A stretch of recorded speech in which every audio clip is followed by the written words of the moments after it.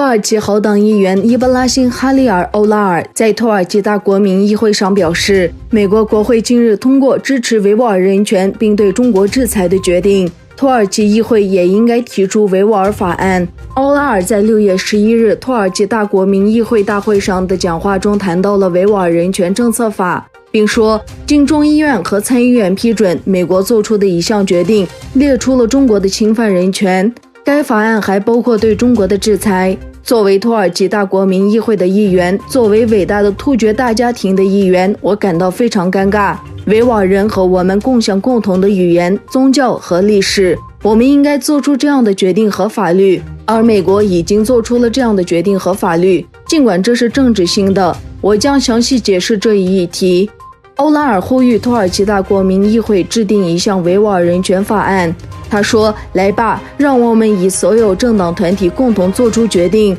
在人权问题上批评中国、制裁中国，让我们做出共同回应，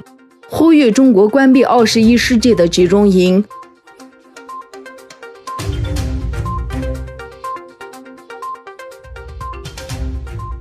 6月15日是国际维吾尔母语日，生活在世界不同国家的维吾尔人组织各种活动，以庆祝维吾尔母语日。位于华盛顿的维吾尔人权项目的维吾尔和外国研究人员在社交媒体上发表了特别的祝贺视频。居住在美国、土耳其和欧洲国家的维吾尔儿童在社交媒体账户上共享了精彩的文艺节目。世界维吾尔人大会主席多尔肯艾萨在维吾尔母语日发表的声明中指出了保护维吾尔人的语言和身份的重要性。世界维吾尔代表大会于2015年5月22日发表声明，呼吁庆祝6月15日为国际维吾尔母语日。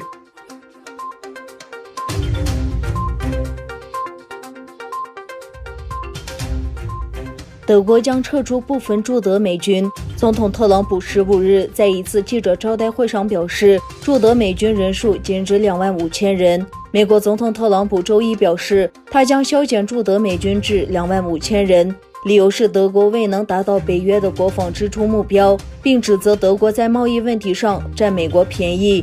特朗普对记者发表讲话时，指责德国拖欠北约费用，并誓言将坚守这一计划，除非德国政府改弦更张。据《华尔街日报》报道，特朗普的国家安全顾问欧布莱恩最近签署了一项备忘录，该备忘录确定留驻德国的美军人数为25000人。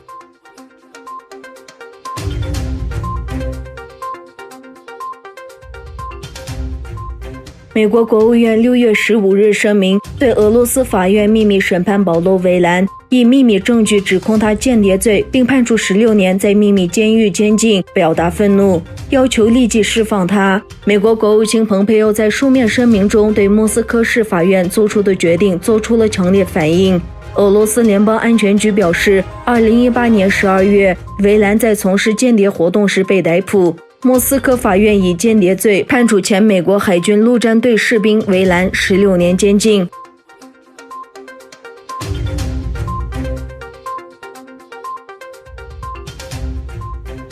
以色列国防军发表声明说，以军15日晚轰炸了巴勒斯坦伊斯兰抵抗运动位于加沙地带的军事目标。声明说，当晚1枚火箭弹从加沙地带发射至伊斯兰境内，落在了以南部空阔地带。作为回击，以军战机轰炸了哈马斯位于加沙地带南部的一处地下设施。以色列总理内塔尼亚胡日前重申，将在7月1日开始推进对约旦河谷和约旦河西岸犹太人定居点实施主权的计划，并将其列为新政府的首要任务。